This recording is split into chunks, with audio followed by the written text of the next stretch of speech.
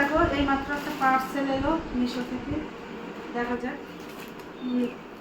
কেমন হলো আর কি জিনিস তোমাদের সঙ্গে শেয়ার করব।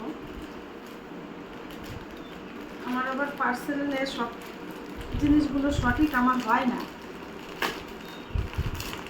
দেখা যাক।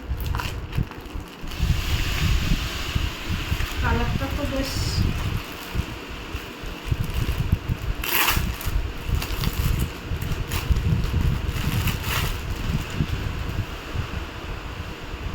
সবার আগে বলি কাপড়টা খুব সুন্দর। হ্যাঁ,